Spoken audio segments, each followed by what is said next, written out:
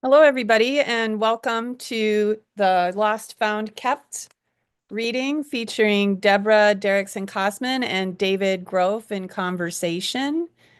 They will be joining us shortly. Um, and we will get the event underway. We had to move the stream to a new stream um, just a few minutes ago. So we're trying to make sure that we are getting the message to the people over on the regular stream. So just give us a second while we fix these technical difficulties. Okay, great. Well, I'm going to hand it over to you and David, Deb, and Natasha Kane, who's also probably visible to those of you here, is actually running the chat in YouTube and making sure that people who had gone to the original URL are getting the message to come to this one because we had trouble connecting Zoom and YouTube. So I apologize for all the last minute stuff, but hey, we went through Zoom for 2 years, and I'm sure all of you are familiar with how things can go. So I appreciate your patience. And I am so looking forward to hearing you two talk about this amazing book. Thank you. Thank you. Okay. Well, thank you, Chris, and thank you, Natasha.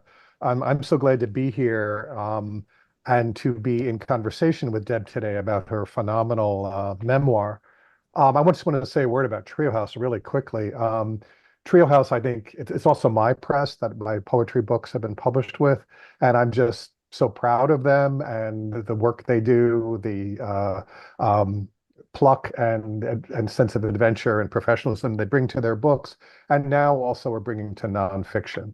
There's a lot of writing in the world that is nonfiction that has so much energy, and it's terrific to see independent presses step up to do memoir and to start prizes like the Aurora Polaris Prize.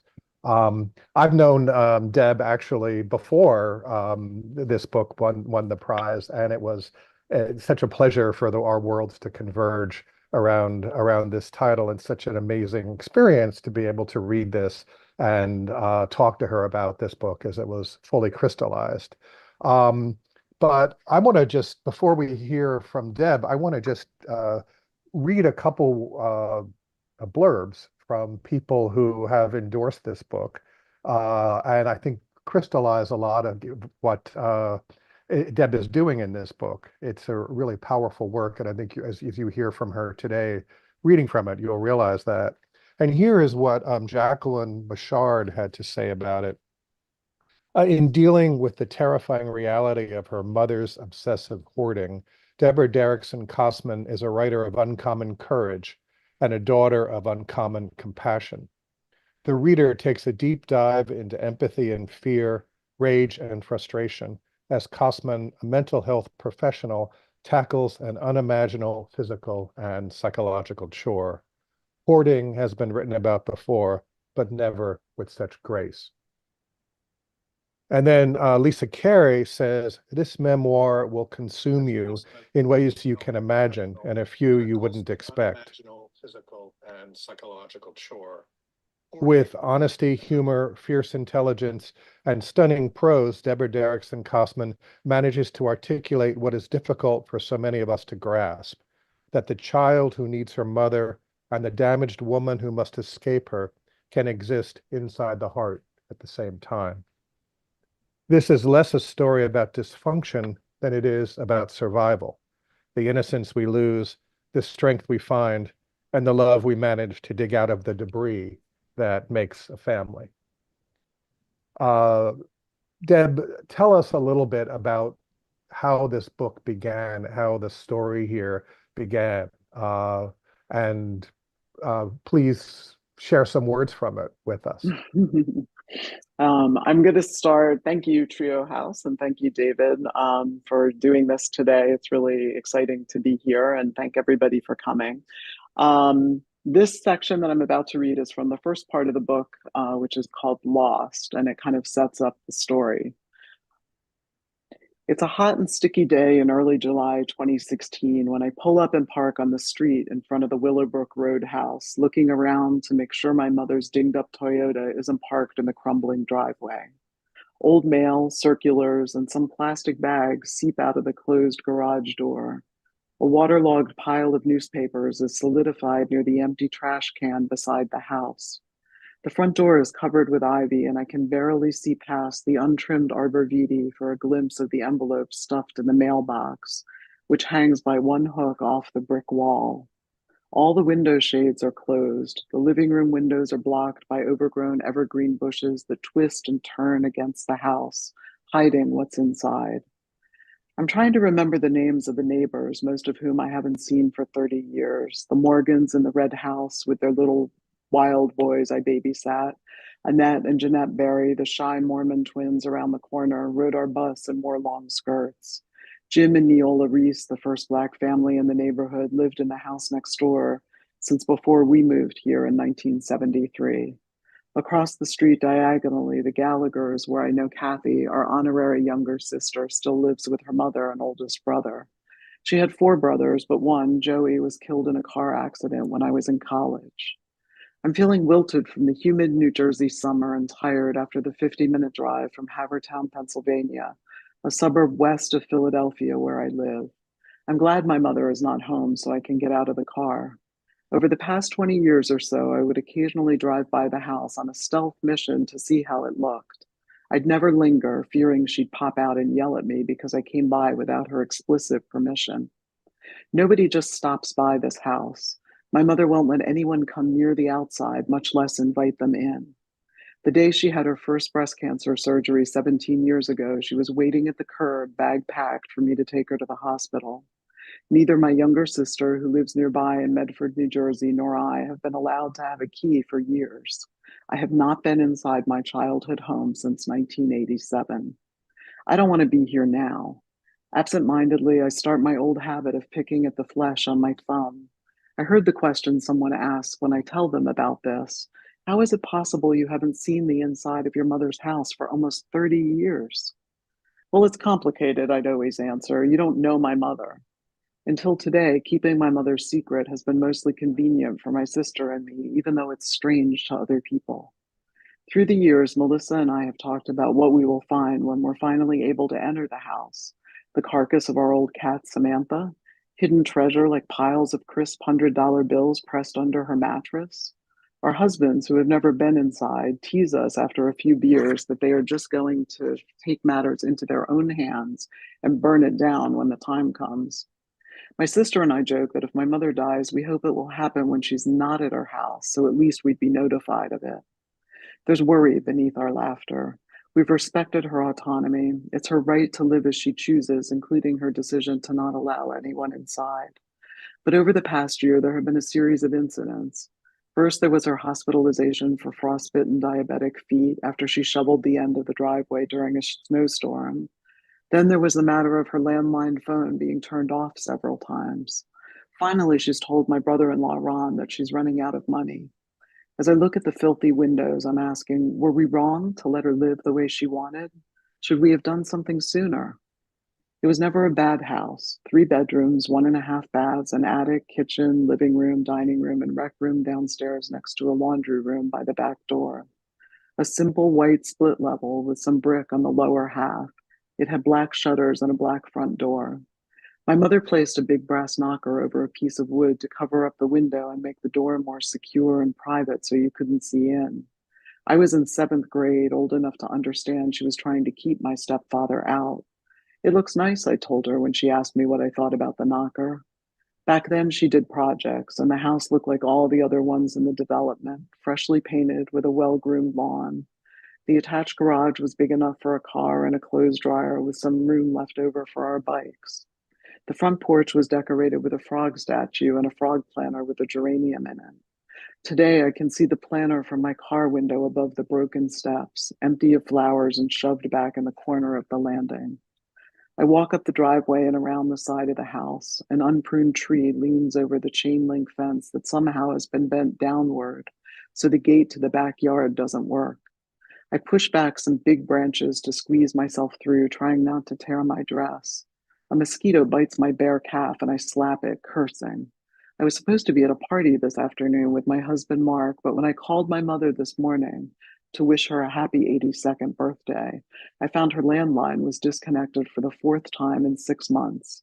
My sister is out of town, so I have no way to tell my mother that our plans to celebrate her birthday tomorrow have changed, except to drive 20 miles over here and leave her a handwritten message.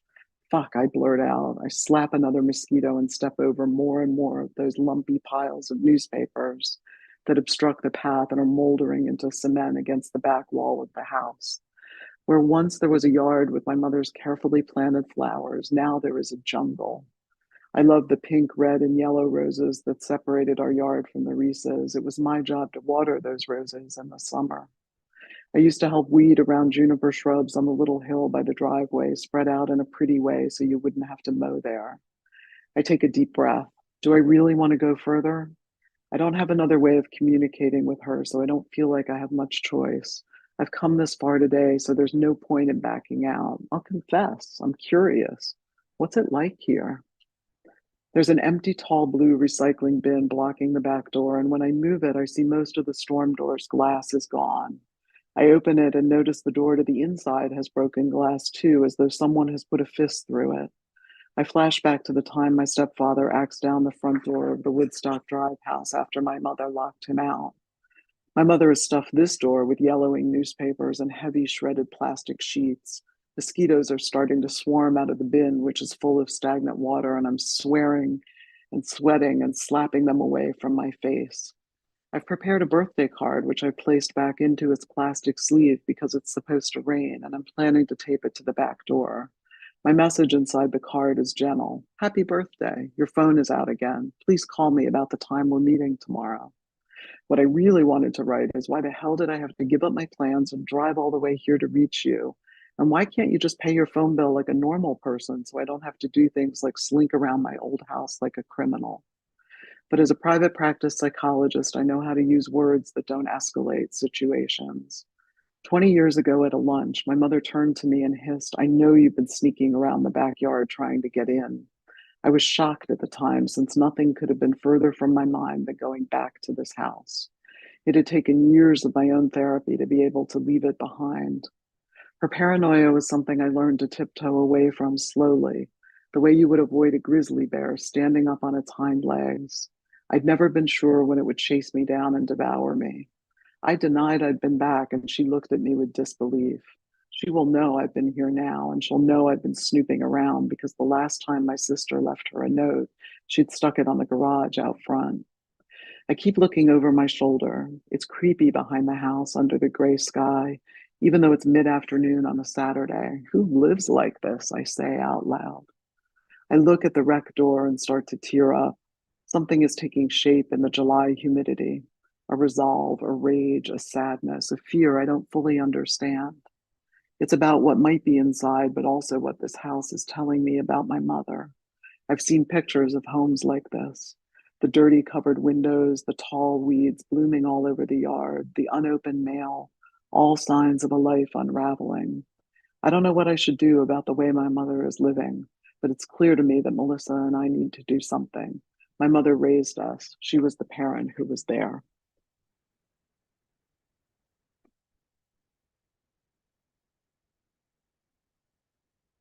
But David, I've lost your sound, actually.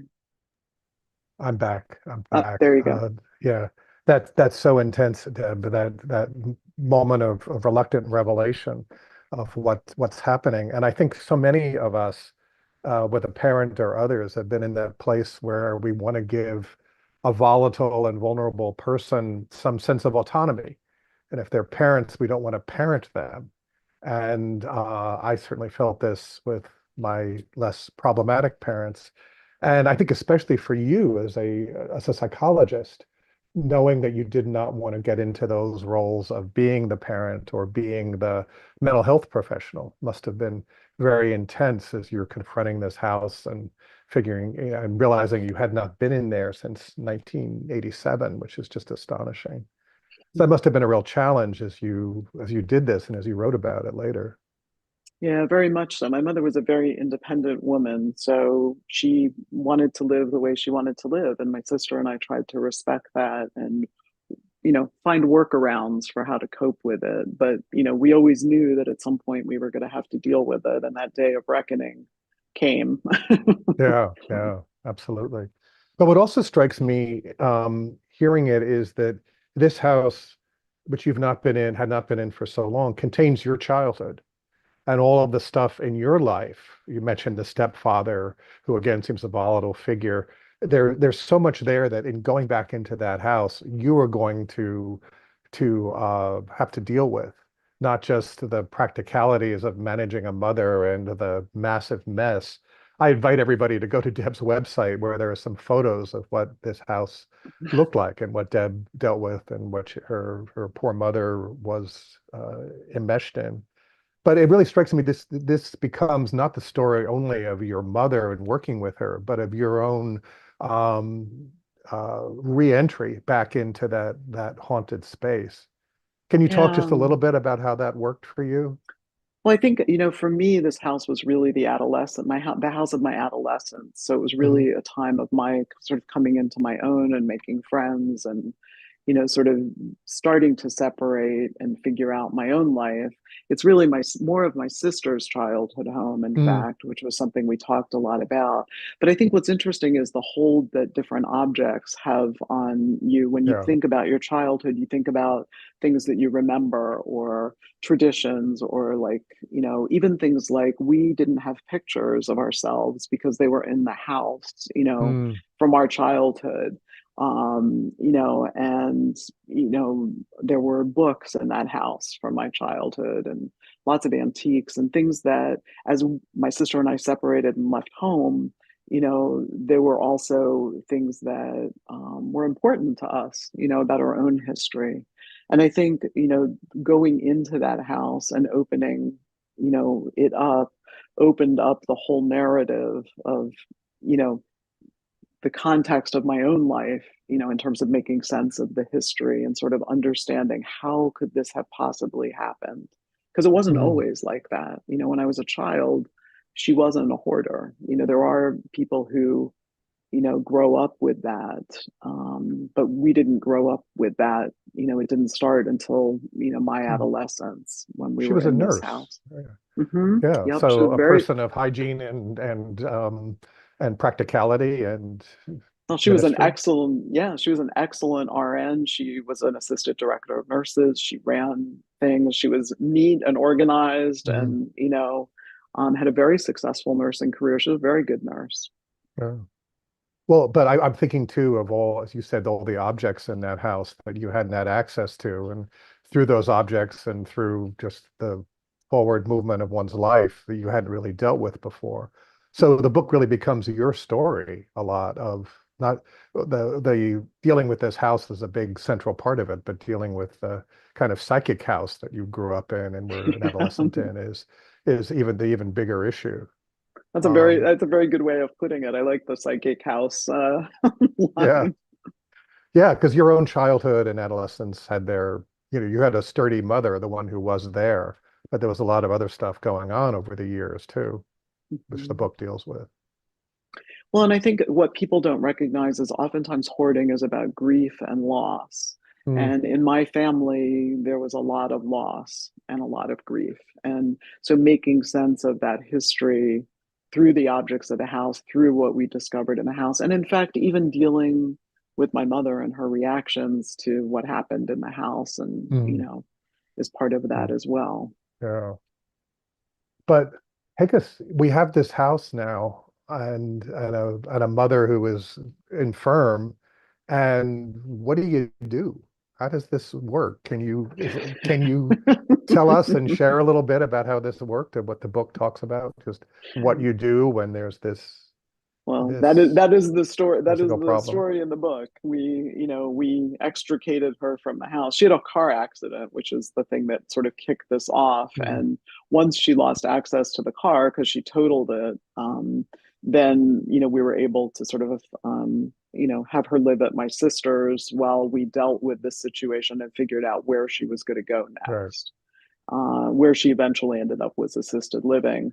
She Right. was very, very mad about that, actually, because she thought she could do independent living. And I'm like, I think we've Mm. established that independent living is not for you. Yeah, yeah, I hear you. So, But but that leaves you with this house. And can you mhm, read something yeah, about, can you take yeah. us into that house now? So from the section of found is sort of what happened once we got into the house a bit. And my wonderful husband was quite helpful with all of this, and he appears in this section. On the fourth day, I'm physically sore from crouching and lifting and the nonstop moving of things. Emotionally, when I'm not feeling driven by adrenaline or rage, I'm raw and tearful. Or alternatively, I'm feeling like I'm wrapped in a thick, smothering blanket of numb exhaustion. There's no in between, there's no in between these three states of mind. Numb is almost better. I'm a robot as we get up, get dressed, pack food and water, travel to Cherry Hill, and unlock the back door. We begin in the living room by throwing out or carting outside for goodwill thousands of dollars of books, a file cabinet in a box, unworn clothing with the tags still on, three brand new purses covered with a thin layer of dirt. Gee, I say as I open each purse to find papers and lipstick and other items, I don't understand why my mother can't find her car registration. Both of us begin howling with laughter, and I can't stop until my side aches. Then I start to cry again. There's an antique rocker with carved wooden heads on the top of it, tipped sideways against a heavy old Bible with metal scroll work on the front. There's a garment bag still holding summer clothing from some trip my mother took, and there's trash. Kathy had said there hadn't been trash put outside for the last 15 years. All that garbage is here, not only her own excrement, but containers filled with leftovers like liquefied turkey club sandwiches. There are chicken bones, apple cores, empty milk cartons, and a half eaten jar of peanut butter, all of it just thrown on top of piles. She made her life a literal dump. Why is she unable to part with her own trash? It's like a tsunami, I say, remembering my adolescent fascination, only contained in my mother's living room. I'm too overwhelmed to try and be in psychologist mode, but I recognize that this behavior is partly about control, a primitive need to hold on to everything related to yourself, even your garbage. According to current thinking, it's also about addiction. My mother couldn't stop herself from shopping and collecting things. Nothing about this is rational. I decide that I will take one nice thing from the house each day we are here. Perhaps it's something I remember valuing at one time, like the brass kaleidoscope she bought at an art show. Maybe it's something beautiful I can imagine having in my own living room, like the two iridescent blue bud vases I found glowing and intact on a small table half buried in her dining room. Or maybe it's something that was once beloved in my family because it carried stories and history. These are the kinds of things I want to find and rescue from this disaster. My job is to salvage, to use the stories people tell me in their therapies and help them understand themselves and others better.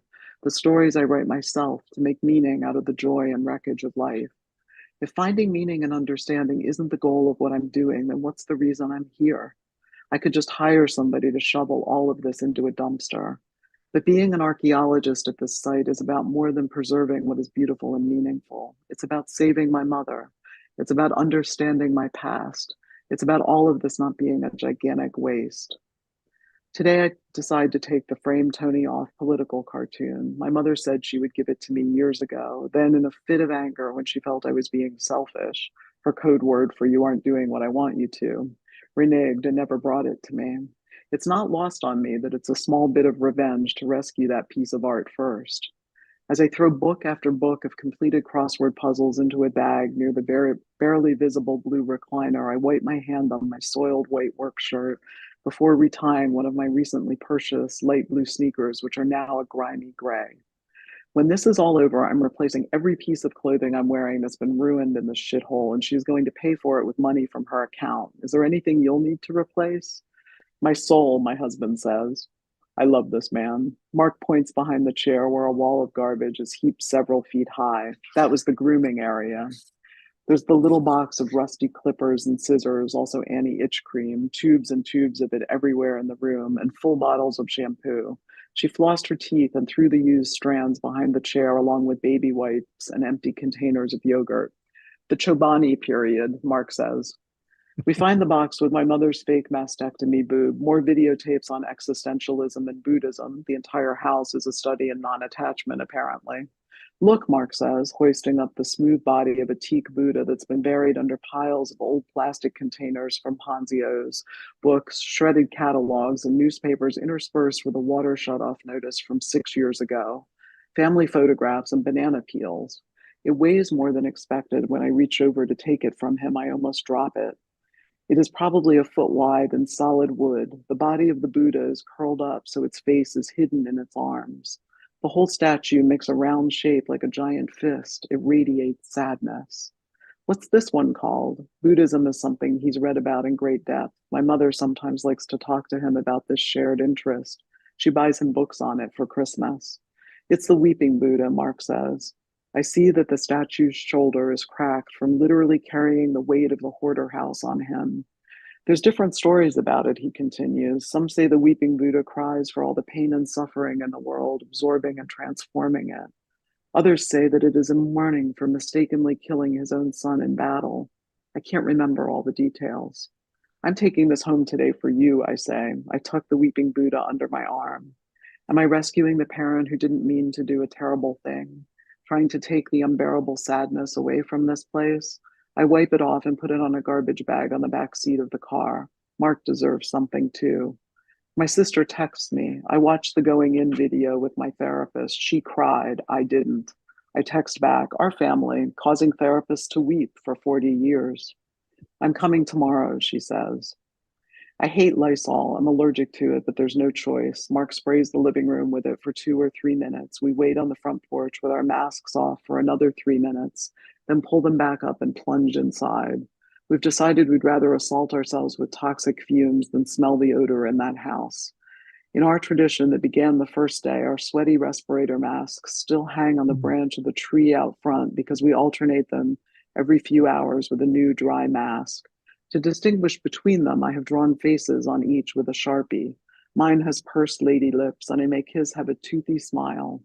We take a selfie with them on as we stand next to the 70 contractor bags we've filled with trash. Having a great vacation, I post on social media, hoping our friends will be amused. Oh, Deb, I feel so present with you, just with all five senses, I think, as you read that scene. And I'm struck by the range of emotion and that is embodied, just embedded in those pages, and I think the book itself. I mean, there's so much sadness and grief in it, and hugely understandable rage. But there's this, and there's also a lot of wit. Almost inevitably a kind of, black humor that you and your husband Mark have around it, and as you have with your sister. And yet there's this larger perspective. The Weeping Buddha is almost too wonderful a detail to have there. And of course, so significant as something that your mother would have, even as this is such a testament to attachment of a certain kind that you analyze. And I think that's true through the whole book, whether you're in that house or you're exploring your past or being in other spaces in it. But I'm struck too by a couple things. First, you did not have a dumpster come up to the house and just pay somebody to shovel all of this in there. You culled it, you curated, you found things in all of this, and of course found their significance. And you weren't alone in doing it. I mean, you have your sister helping out, and you Yeah. have your husband, who I've never met, but who seems like he should have. I hope wherever he is, he's He wearing a has medal right now. he For has a free he's listening right now, but he knows he has a free pass for anything. He wants to take up gambling, he wants to do right, some right, like crazy absolutely. thing. He gets a free Right. pass for anything Yeah, bicycling to the after that. Arctic. So, But so, yeah, so, I so this mean, must have changed your relationships a lot as it was the I process of doing this and working through it all. I think I write about it in the book a bit about I think my sister and I became much closer in understanding our family roles with each other and with my mother. And I talk about that some in the book. I won't get into it now, but I think Mark was like amazing in terms of like, he's my partner in shoveling. I mean, he shoveled and shoveled literally. Mhm. And my brother-in-law is a saint as well. I mean, it's interesting. One of my best friends, my oldest childhood friend, came up and spent a day. I was pretty, um, selective in terms of who came into the Mm, house. For one thing, it was really difficult. A psychologist friend of mine came in and helped for about 4 hours one day. And it was actually very validating because she, like, texted me afterwards mm, and she was just like, Deb, like, I had nightmares from it. And it's not even my mother. mm, Um, and I think people really just didn't understand the enormity of it. And I was talking yesterday with a group about it. And I was saying I came home every night and I wrote in my journal because I was afraid I would forget. Like, just, it was so overwhelming, like just what I was seeing and experiencing. And I ended up, I don't know if she's on here tonight, I believe she is, but my friend who works for a major news organization came out and I asked her to come and take pictures if she wouldn't mind doing mm, that, because I also felt like she's seen a whole lot in her career and I knew that it wouldn't phase her to come into that. But I also felt like I needed some kind of documentation. Like I would take pictures, but I just couldn't. The enormity of it was so big. I wanted somebody mm, else to witness it. And Jackie, some of her photographs are on the website and in the mm, book. And she came and took some pictures. And what I was stunning to me was just how, like, she, this was my mother's creation, and the mm. pictures are the art of that. I mean, they were really, some of them were stunning, the Mm. pictures. Interesting, just to have that notion of it, and to think of your mother in that context as well. As somebody who had made a lot, was a cultured woman, a traveled woman, Yeah, and then had this house which had things in it, and was yeah. a thing of its own. Yeah. Um, She was a very frustrated creative person. I mean, I think yeah, she would have, had she been born later in time, like maybe she could have, made something different in her life of that. I just say agree. I'll agree with you and just say kind of parenthetically that it's something I think about a lot. You and I are roughly the same age, give or take a few years, and I think often of my mother, who was not like your mother, but who was in a place, was born in a time and matured and came of age in a time where there just were fewer opportunities for women and more Hmm. frustration and more ways to uh, pass aggressively or otherwise channel rage or frustration and Hmm. or other kinds of thwartedness around artistic or creative abilities or other things. And Yeah. that's And something I think we see a lot. I think it just wasn't encouraged. I mean, Yeah. my family was very, you know, big readers and very bright, and education was very important. But back then, you just didn't, my mother always wished she had her RN, but she didn't have a full college degree. But Mm, she taught herself, she took courses, she was a reader. So, mm, she's a remarkable person intellectually in many, many ways. yeah. But I think, I mean, I'm glad you're reading from this as well as the fact that we're in conversation about it. And I hope that the people listening will read the book because there's so much in it, Please. even beyond even beyond some of the two passages we've heard and how immediate and vivid they are, because this really is your story. And this is not an episode or a season of Hoarders by any means, because this was the confrontation that led you back into your past and from childhood to adolescence to adulthood and into kind of a new sense of yourself. Mhm. You had lost and found and kept is not just what's in that house. Can you say a little bit maybe about what you feel you found and kept? The kept part. Yeah. Let me read a little bit of that just real Okay. quick. It's a metaphor to ignore or damage something through neglect, but not to ever let it go. Maybe that was Nana's relationship with my mother. But after everything with the house, I've started to think about it differently. Maybe she knew how fragile my mother was. When I search through the letters, I find one from Nana that she sent to me when I lived in London that college semester. It was loving and reasonable. She wasn't a warm woman, but she was very present in her letter and tried to be interactive.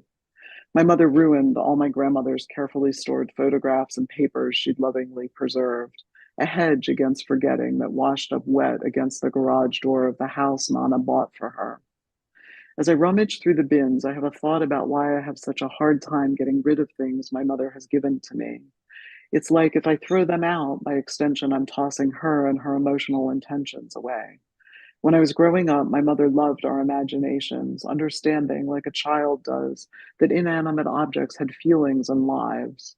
For my mother, everything had meaning. She was porous in allowing the world to come in, and for me, it was magical in some ways. As an adult, I also understand it as the essence of paranoia. It's a burden too, this giving and keeping of things. My mother gave me books and taught me to spell, to connect through writing and value words. And it's only through this ability to make a story that I can try to understand what happened. I make a narrative in which I am not an object for her projections, but allowed to be myself and be my mother's daughter. I had to find the fathers because she lost them. She couldn't hold on. In the end, she couldn't hold on to me. Now I am holding on to her because I choose to, because it's my obligation, because I should do this, and because I love her. I am the same age my mother was when my grandmother died. I am the same age she was when she took her trip back home to where she grew up and made an album and carefully wrote down her memories. I am still sorting through those boxes in my room. What if all the memories we seem so sure about aren't true, aren't real? Like a snow globe that can be shaken with the view then obscured, I need to believe the scene stays the same no matter what the artificial weather. Mm, artificial weather. That's a great phrase for this. Can you say a little bit just about what it was like to kind of write this story? You are not telling it kind of chronologically from your birth or from that moment when you confront your Mm, mother's house. You're going back and forth in time, and it's such intense material as any person who writes a memoir or tries to tell a family story. How did you deal with Well, I this? think it was very difficult to corral the material as my editor, one of my editors who I think is like listening on the call tonight. I think one of the things was that the hoarding became the narrative through line because it's sort of in a weird kind of way, her hoarding organized my story. Mm, Like is the irony of it, right? And so I think, like most journeys, you head down a road and you have to do a little detour to sort of figure out, maybe where you're going and to kind of make sense of that. And so the book alternates between the hoarding story and that, what happened, and branches off on those little detours, which are a key part of the story about mm, my growing up and about my relationship with her and things that happened in my family and, mm, in a way how I became a writer and the person that I am, who was this person who, elected to rescue her in a way. mm. Yeah, yeah. One thing that I was struck by reading it is that the present day material, that is the material around hoarding and confronting it, is all in the present tense. And then the past, the for more distant past, is in the past tense. And there's an immediacy, writers talk about this a lot, of using the present tense, even though we default to the past. And one writer, Alexander Chee, I think, said about memoir that the present tense was not only giving immediacy, but it's the tense of trauma Mm, and that sense of not necessarily having processed things, but yeah. have being with it in the immediacy of the moment, which I think is one of the powerful things here. And what I was struck by too is just how beautifully it's written, and Oh, that you thank are you. have this. You're very well. You're welcome, and it's truth. But it's very just eloquent throughout. And even as there are metaphors around the reality of hoarding and representations, there's a lot in kind of the larger astronomical sense of things here. And I wondered if you might just read us one more passage, and then we'll open up to questions that might point to that larger lens on the story. Well, and I think also this is sort of there are childhood things in the book. So I Mm, think this is the prologue of the book. Twirling on lush lawn, I'm pretending to be an astronaut in outer space, circling the blue and green earth, trying to spot the tiny dot where I came from. Dizzyland, my younger sister and I yell as we play this game. We fall in the grass laughing, waiting for the feeling to pass so we can stand up and fly all over again. I learn about astronomy from my mother. At night, she sets up my grandfather Nano's telescope in the backyard. Look, she says, Here's the Big Dipper over there. She pushes down my head a little to help me look through the lens as she adjusts the tilt. She explains to my sister and me about the constellation of Cassiopeia, who in Greek mythology had her kingdom destroyed by a sea monster. My mother knows many stories about myths, different religions, and magic. She's told us she believes in brownies and fairies. She's told us that she believes brownies and fairies are real. And sometimes we look under a plant when she is gardening to see if they have been there, like in the books we read together. A little statue of the birthday fairy appears on the dining room table with gifts for our special day.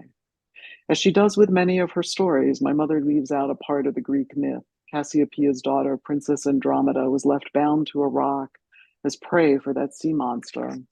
But the princess escaped her fate with the help of Perseus, who married her. She became her own star in the night sky.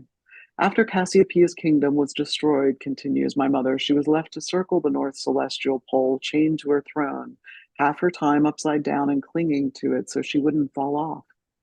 My mother looks up at the sky. That's so beautiful, she sighs. One light connects to another, so there's always a picture for us.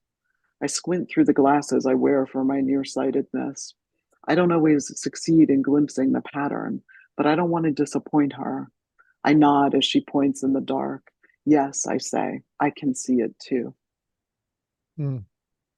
That's what a context, and so much in there of myth and reality, and the mother as teacher, and mythic conveyor and believer. I think that's really powerful and a great way to start. To be so to have such a skyscape, even as we're in a domestic landscape and its meanings over time. So we have a couple questions that are appearing in the chat. I guess I'll read them. The first one is Andy Coyle is curious about the emotional toll it took for you, Deb, to relive everything as you wrote the book. What was this like, doing all of this with your mother present as you were processing so much of it and writing it? I write a little bit about it in the book, but I think people often ask, was it cathartic to write a memoir, or was it cathartic to write this memoir? And I think that the writing itself is not cathartic. Like, you can't really do the writing work until you've done the processing emotionally about what happened. And I think my journaling was cathartic, and telling the story that way was cathartic. But by the time I wrote it in the book, I had a sense of perspective on it, and I had done a lot of work around it. But it's interesting because your unconscious throws up when you're writing lots of things that are interesting to look at. Like, some of the metaphors that pop up in the book were not, consciously chosen. And, I think some of the space and astronomical, kinds of images and those kinds of things. My mother loved that stuff. She was very interested in astronomy. So yeah, I wouldn't say it was cathartic. There were times it was very difficult to write in the book. And I think actually what was surprising is one chapter that I struggled with a lot was writing about finding my biological father, which I write about in the book. And that chapter in particular gave me a bit of a struggle to write. I really wrestled with it. Whoa, that's interesting. There's so many strands in your family story too that you were discovering and working through, even as you begin kind of in that house. And I have to say, as an editor of memoir, I think you're exactly right on the kind of catharsis question. I find a lot of memoirists, even those who think they've processed a lot as they're writing, are actually in a place where they're working things out on the page. And of course, everyone does that some, and they find the metaphors, as you're saying. But the material is much more raw, and the structures aren't always there to manage it either. And yet, I think yours really were. Well, and I think it's difficult too, I think, for a lot of people when they're writing memoir, and I struggled with this too, but I think one of the flaws is that not every detail has to go in your book, right? It may have been an important detail to you in the moment, but in terms of moving the story forward and making things very readable, that detail doesn't have to be in there, even though it might have been a cathartic thing or something super important at the time when it happened. Yeah, I feel that too as an editor. There's often stuff people feel they want in, and yet it's not necessarily germane to the particulars of a story or the resonances of it. Another question is, how did you begin writing? The person says, I assume maybe when you started writing as a kid versus writing the memoir, but you were always, I've known you for a long time as a as a mental health professional, but also as somebody who's been really committed to writing, and that comes out in the book. And you seem to be that kind of imagining child as well. Yeah, I mean, I started writing my first journal. I started writing when I was 9. I was joking about it yesterday when I was teaching a class about this. And I started keeping a journal seriously when I was 17. And it wasn't until I was in college that I started out as a arts major in college, actually, a visual artist. And then met my mentor in college and, started writing poetry. And that was it. Like I was an English major. It was almost a psych minor, but I was really an Mm, English major. And later on, really becoming a clinical psychologist was about finding a career that was compatible with writing. So mm, I've always had 2 careers, yeah. Well, you also have such great stories here about working in the zoo when you Yeah. were, that's a whole thing that is kind of a little detour, but comes back again, to as part of your own development story that you were there and Hmm. really loving it, really connecting with Hmm. all of that too. It's like Hmm. this delighted menagerie of creatures, so different from the other ones we've been reading. Yeah, So, my and my next book, I'm gonna, spin that out a little bit more. I think it's gonna be called, Complications of Captivity, and it's gonna be essays, and I think it sort of plays on some of the themes in Lost, Found, Kept as well.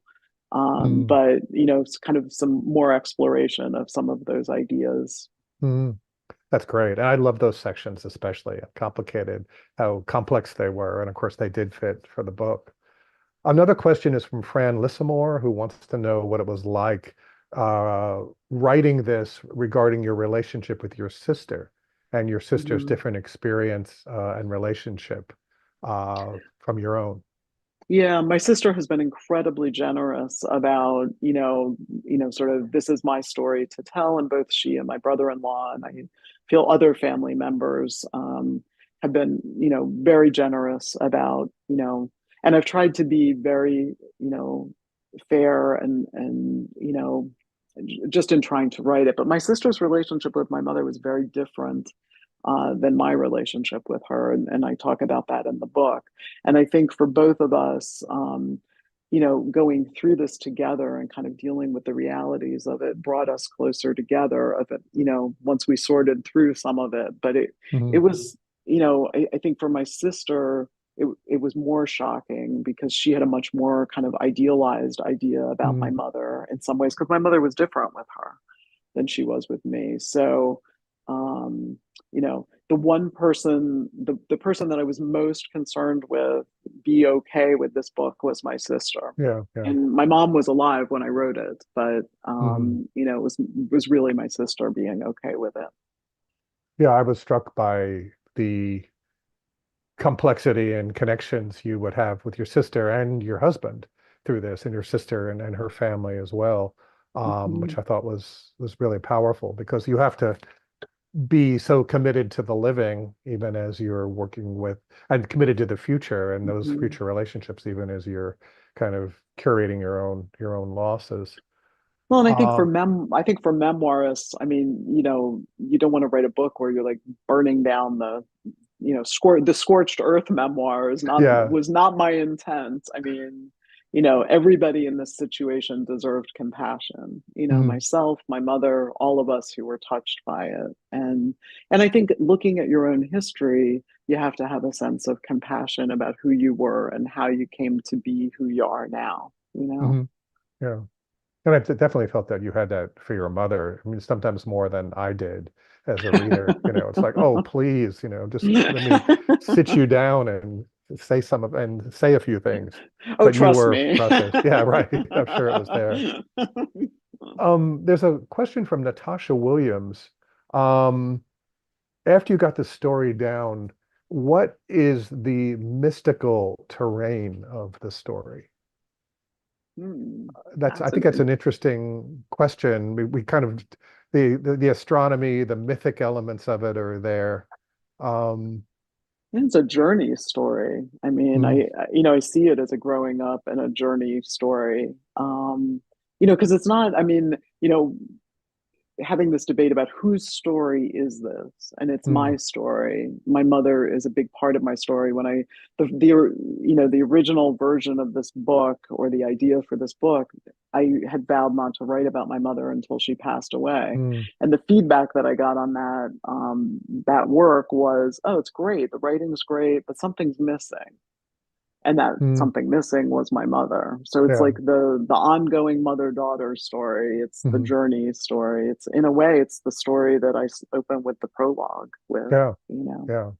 But that, I think, when I saw that question, I thought, oh, there's that mystical element almost in the beginning of the large mother figure leading us through the skies uh, in it. And I agree with you. I think, again, speaking as an editor, one thing I see in memoir a lot is that there are occasionally huge characters, an antagonist, a mother, a president of the United States, whatever the case may be, who consumes a lot of oxygen. And one of the things I think uh, that an editor can do is to remind the author that it's their story, Right, and that even if the other people are standing astride the stage, it's the person, they're often catalyst figures who are not necessarily changing, but they are right, indeed, they have a chemical equation changing with the author herself. And to own that and not to feel like you're egocentric by centering your own experience, I think is right. Well, something and that you took charge of here. yeah, and I also think, I mean, my two gripes about memoir when I read it are, the soggy, saggy middle, and Hmm. like knowing where to end.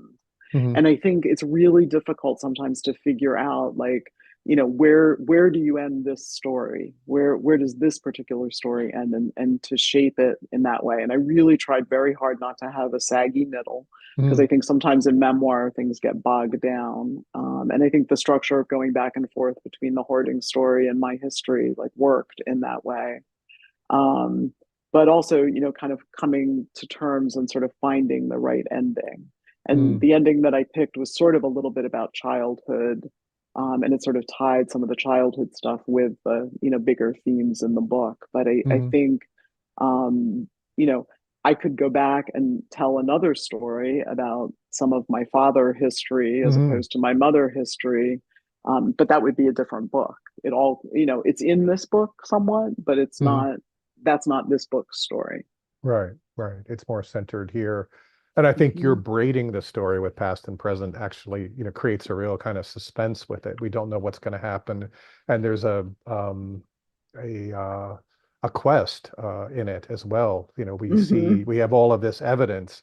What is the inquest here going to tell us? What are the causes of these things Mhm. what are the causes of what led to that house? What led to the Yeah, character of Deb here and yeah, the mother. So that's, I think, interesting, that kind of yeah. counterpointing one way or another. And I think it's one of the ways that memoir itself is growing as a genre, where people are not doing what I call the born in a log cabin memoir, where you begin with, the birth, and but you really to do a deep dive, or you do something that's over time but has that real kind of back and forth quality to it and suspensefulness. So, Deb, I think we may be rounding to a finish here. Can you tell us just a little bit about what you're going to be doing with the book and what your plans are, where we might see you um, uh, as you spread the word about it? Yeah, so I'm going to be, I'm actually doing an in-person signing at a new local bookstore in Havertown, in my town, Great. What's the name of it? it's called More Books. It's on Eagle Road in Havertown. It's going to be next Friday night at 7 p.m. It's Okay. not a huge space, but we're gonna all fit in there and make it work. Great. She's wonderful. She opened up right before Christmas, Lori Moore. So going to be there. I'm also going to be in Cleveland at the end of, well, actually March 1st. I'll be reading at two different bookstores, one in Chagrin Falls, one in Cleveland Heights.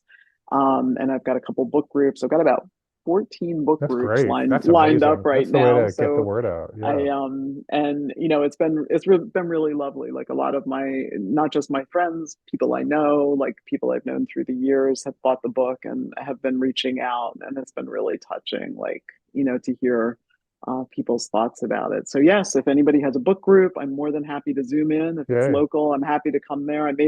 I was talking to somebody today who has a couple book groups in Houston and an independent bookstore there. So I might go visit my Texas sister and like maybe go do that. So Great. That's terrific. That's so great. yeah, we're Great. lining up a bunch of stuff. Right. So, and I'll happily send a book plate to somebody who's Oh, like terrific. distant Yeah. and like, Signed copies. Yeah. sign a book or whatever. And I'm going to be at AWP and I think Chris at ALA and The American we're Library gonna Association. Yeah. In yeah, Philadelphia, right? Yeah. lining up some stuff. Yeah, it's gonna be in Philadelphia this year. Great. So Terrific.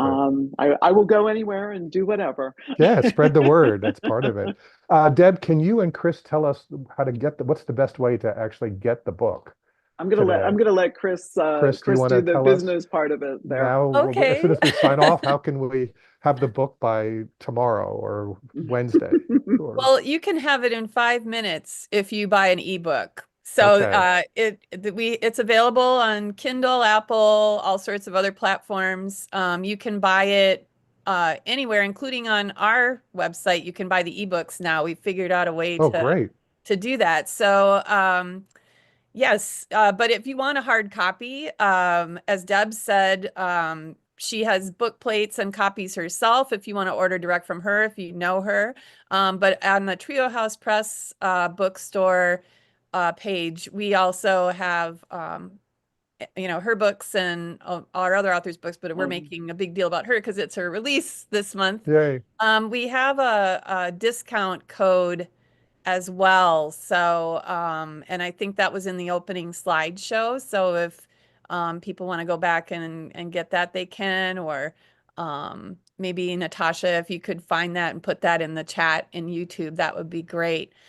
Um, but yeah, we are just so excited to release this book, and it's really been popular with readers. Deb had what, three blog interviews and yeah. Mm, reviews this week. I mean, Yeah, I got to start a fantastic. surprise starred review from Book Page, which was that's really great. lovely. Yeah, those are And yeah, rare. it was fun. There's some other stuff coming up. There's another interview and a review coming up.